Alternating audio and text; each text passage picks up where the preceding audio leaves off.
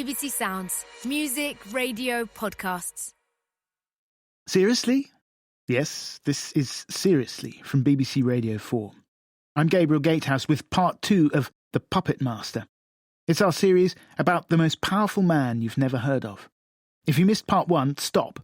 Go back. Trust me, it'll make more sense if you do.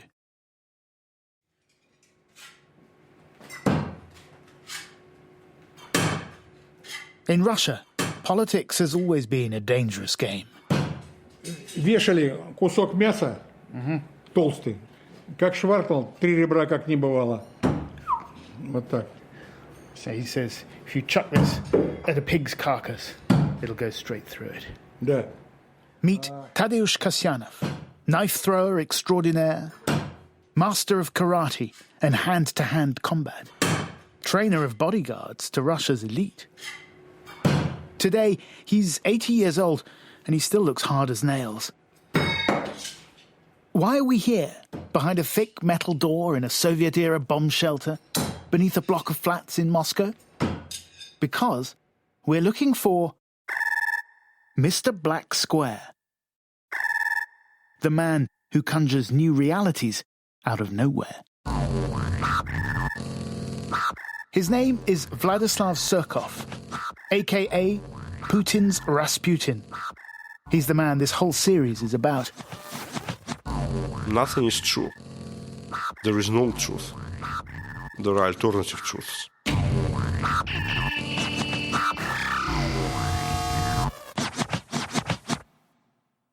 Legend has it, Surkov got his first big break from the Karate Master. In the late 1980s, Gorbachev relaxed his grip on the Soviet economy. Suddenly, people were going into private business. It could be lucrative, but also dangerous. And Tadeusz Kasyanov, the Karate Master, spied an opportunity. Bodyguards for those whose interests might attract unwanted attention. One day, a former student called. И сказал, Тадeusz Рафаилович, учитель, к вам придет... And he says, Master, I'm sending a businessman to see you. He needs security for himself and his bank. The businessman's name was Mikhail Khodorkovsky. Ну, я говорю, мы встретились в центре Москвы, у памятника Маяковскому. We arranged to meet in the center of Moscow. And this young man walked up, good-looking guy, and he told me what he wanted. And that was it. The master sent him 2 heavies. Now, I've heard this story before. It's part of the Surkov legend, how he started out as a bodyguard for an oligarch. So I think I know what's coming next.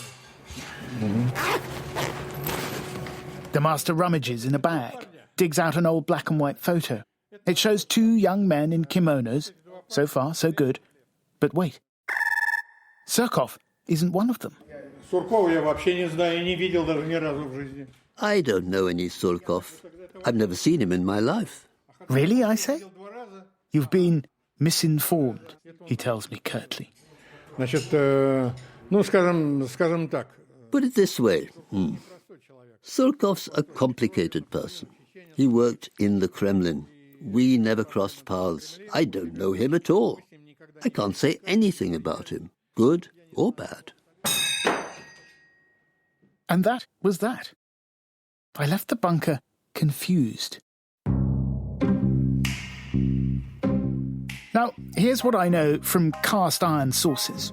Khodorkovsky did hire bodyguards, and one of them was Vladislav Surkov. But here's the thing. People react weirdly to the name Surkov. I've spoken to many who knew him, friends and foes. Some have agreed to speak, and you'll hear their voices as this series progresses. But many have pulled out at the last moment, or simply refused. I know a lot, said one, but I can't talk. The meeting with the Karate Master was just one contradictory episode among many, and the details of Mr. Surkov's extraordinary rise to power is a patchwork of legends, half-truths, and second-hand accounts.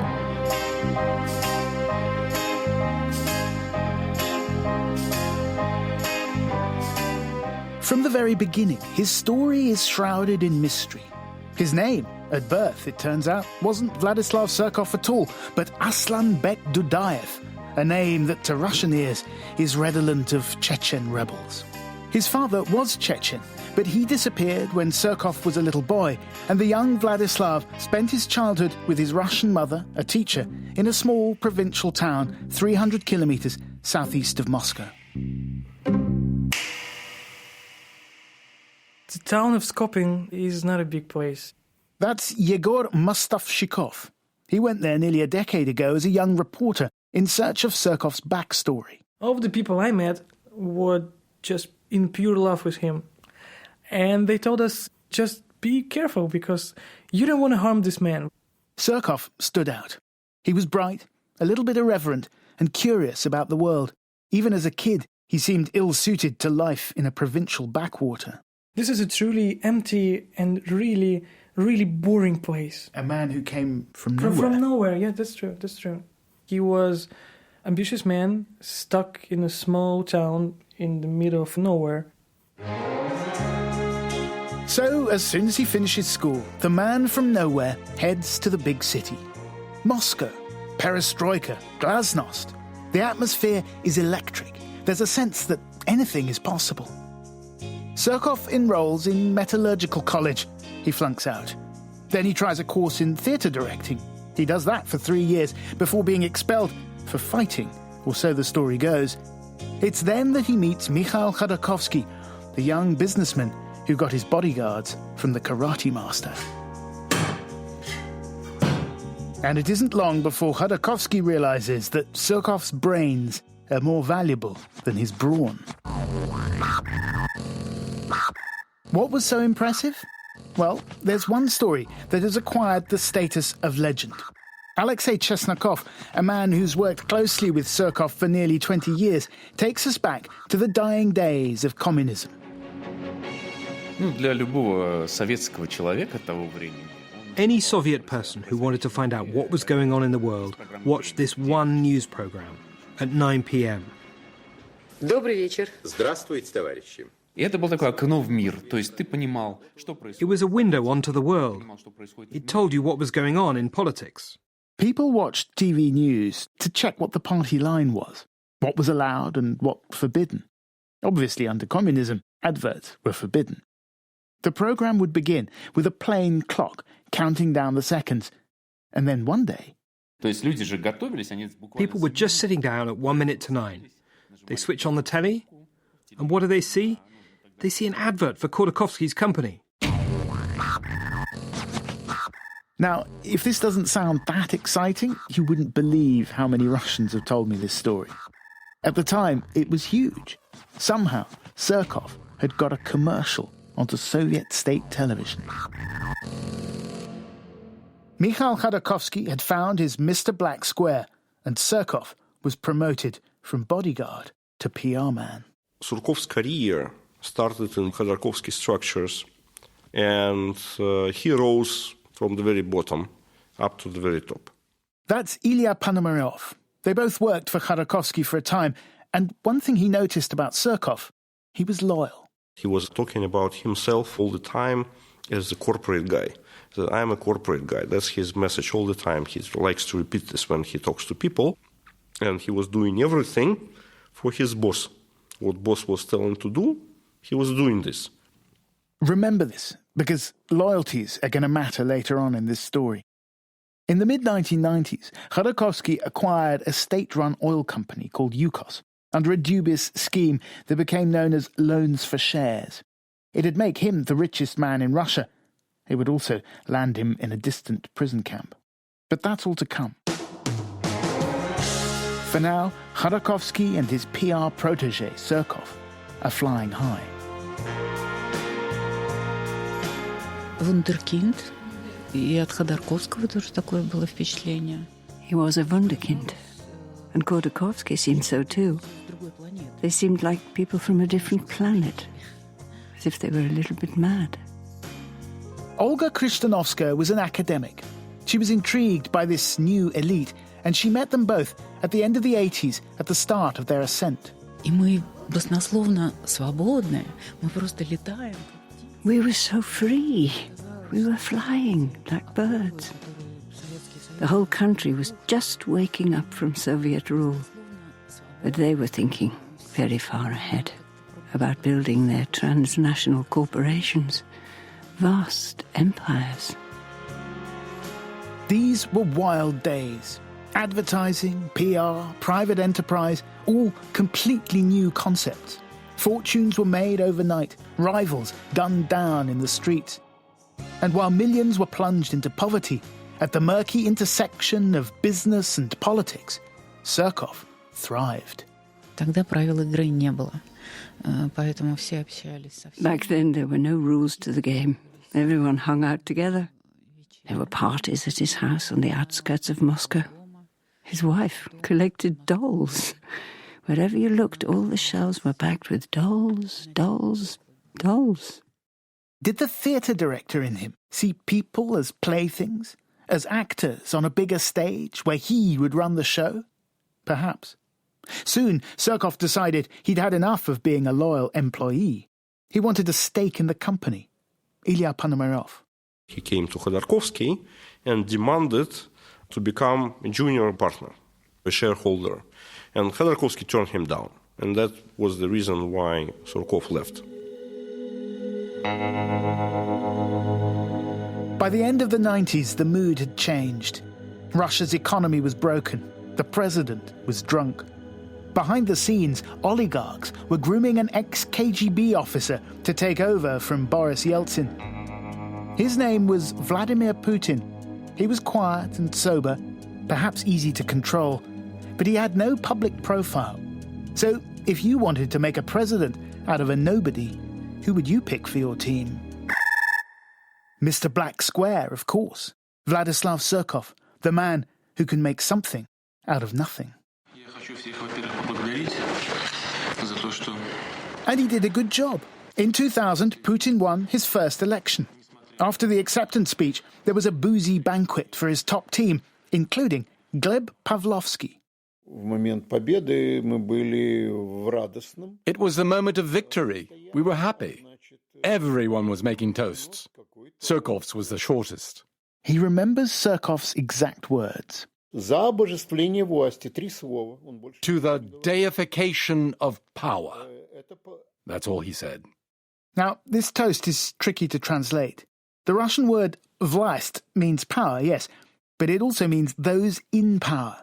So what Surkov was really saying was, to us, becoming gods. We were all drunk and merry, so no one made fun of him. Otherwise we might have. Because we were in intellectual company. We didn't like the word deification. But I think Putin liked it.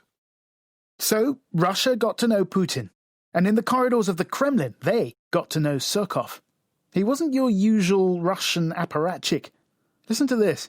I walked on the banks of the tin can banana dock and sat down under the huge shade of the Southern Pacific locomotive to look at the sunset over the box house hills and cry. Here he is, reciting Allen Ginsberg by heart, in English. He was steeped in American popular culture. Jack Kerouac sat beside me on a busted, rusty iron pole companion. His bookshelves were stuffed with beat poetry, books on art, philosophy. As for his CD collection... Machiavellian is Illuminati, all through your body. The blows like a 12-gauge shot. He absolutely loved Tupac Shakur. Even had a portrait of him on his desk in the Kremlin. When Adranik Migranyan, a former advisor to Yeltsin, went to work in New York, Surkov asked him to bring back Tupac records. I was surprised very much because I never had any idea about that. While listening to American hip-hop, Surkov set about remaking Russian politics, re-establishing the power of the Kremlin after the chaos of the 1990s. He was a guy who practically led all this ideological, political, and media policy in a turning point. From these crazy liberals, privatization, laissez-faire, and all this nonsense to restore a kind of continuation of Soviet past. Control. Control and continuity. And his methods were ruthless. The forces he couldn't control, he cut them out. So, the two-pack-loving, proto-capitalist ad man suddenly wants to reinstate Soviet-style command and control. If that sounds like an impossible contradiction, get used to it. Things will get weirder. Those who worked under him in the Kremlin describe a temperamental tyrant who demanded total dedication from his staff. Andrei Kalyadin was one of them. Я не встречал более жесткого начальника за всю свою жизнь. He was the toughest boss I've ever had. Every meeting with him, and we had 2 to 3 meetings a week, was a kind of purgatory, to which we all went trembling. You had to know your subject no less than Surkov himself, and Surkov had a sort of supernatural ability and unbelievable capacity for retaining information, so he always had the edge on you. So meetings with him were an incredibly nerve-wracking experience, I can tell you. And when I went out from his office in the Kremlin, I often went to the chapel next door to stand before the icon and calm my nerves. But outside the Kremlin, the oligarchs still thought they were running the show. Putin wanted to take back control, and he needed Surkov to help him do it.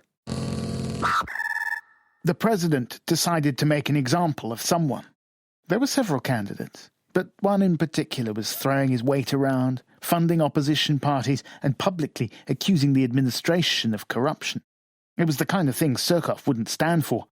The trouble was, it was his old boss.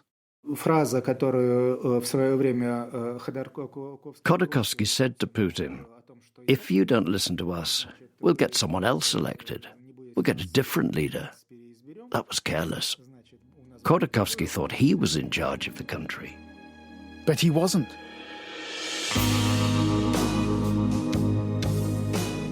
Next time on The Puppet Master, Putin makes his move.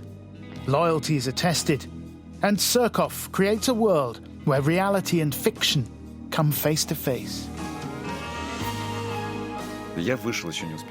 I came out and I see before me a man also dressed completely in black. And we said, "Oh, hi."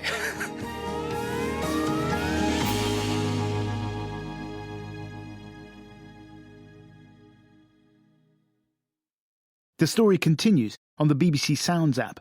I'm Gabriel Gatehouse and the producer was Neil Rozelle, and it was mixed by Tom Brignall. You know the way late at night, in bed, in the dark, your tired mind can wander and strange thoughts float like balloons escaping into the sky. Well, Bunk Bed is a podcast where Peter Curran and Patrick Marber find the nearest faraway place from the hurly-burly of daily life, where tired minds can wander. Why don't you come along and eavesdrop and see if you like it? You can subscribe to Bunk Bed on BBC Sounds.